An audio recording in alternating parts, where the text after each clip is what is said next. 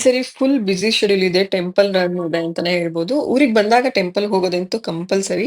ಹೋಗೇ ಹೋಗ್ತೀವಿ. ಇವತ್ತು ಆಕ್ಚುಲಿ ನಾವು ಸ್ಪೆಷಲ್ ಆಗಿ ನಂಗೆ ಪೂಜೆ ಇಟ್ಕೊಂಡಿದ್ವಿ. ಹಾಗಾಗಿ ಇವ್ರು ಹೂ ತೆಗಿಯಕ್ಕೆ ಬಂದ್ರು. ಸೊ ಸಿಂಗಾರದ ಹೂವು ನಮ್ಮ ಮನೆಯಲ್ಲೇ ಇದೆ. ಅಡಿಕೆ ತೋಟ ಇದೆ ಅಲ್ಲ, ಅಲ್ಲೇ ತೆಗಿಯೋಣ ಅಂಗಡಿಲಿ ಯಾಕೆ ದುಡ್ಡು ಕೊಟ್ಟು ತಗೊಳ್ಳೋದು ಅಂತ ಅಮ್ಮ ಹೇಳಿದ್ರು.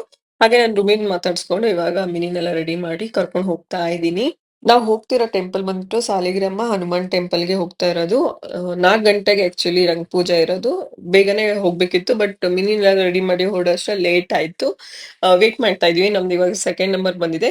ಆಲ್ರೆಡಿ ಈ ವ್ಲಾಗ್‌ನ ನಾನು ಅಪ್ಲೋಡ್ ಮಾಡಿದ್ದೀನಿ ನನ್ನ ಯೂಟ್ಯೂಬ್ ಚಾನಲ್‌ಲಿ. ನೀವೇನಾದ್ರು ನೋಡಿಲ್ಲ ಅಂತ ಅಂದ್ರೆ ನೋಡಿ. ದೇವ್ರ ದರ್ಶನ ಅಷ್ಟೇ ತುಂಬಾನೇ ಚೆನ್ನಾಗಾಯ್ತು. ಪಪ್ಪ ಆಕ್ಚುಲಿ ಹನುಮಾನ್ ದೇವ್ರನ್ನ ತುಂಬಾ ನಂಬ್ತಾರೆ. ಹಾಗಾಗಿ ಅವರಿಂದ ನಾನು ಇವಾಗ ದೇವ್ರನ್ನ ನಂಬಕ್ ಸ್ಟಾರ್ಟ್ ಮಾಡಿದ್ದೀನಿ. ಹನುಮಾನ್ ದೇವ್ರನ್ನ ಜಾಸ್ತಿ ನಂಬ್ತೀನಿ. ಯಾರೆಲ್ಲ ನನ್ನ ಇನ್‌ಸ್ಟಾಗ್ರಾಮ್‌ನ ಇನ್ನೂ ಫಾಲೋ ಮಾಡಿಲ್ಲ, ಪ್ಲೀಸ್ ಫಾಲೋ ಮಾಡಿ. ಹಾಗೆ ಯೂಟ್ಯೂಬ್ ಚಾನಲ್‌ನು ಸಬ್ಸ್ಕ್ರೈಬ್ ಮಾಡ್ಕೊಳ್ಳಿ. ಮನೆಗ್ ಬಂದ ತಕ್ಷಣ ಅಜ್ಜಿ ದಿಷ್ಟಿ ತೆಗೆದ್ರು.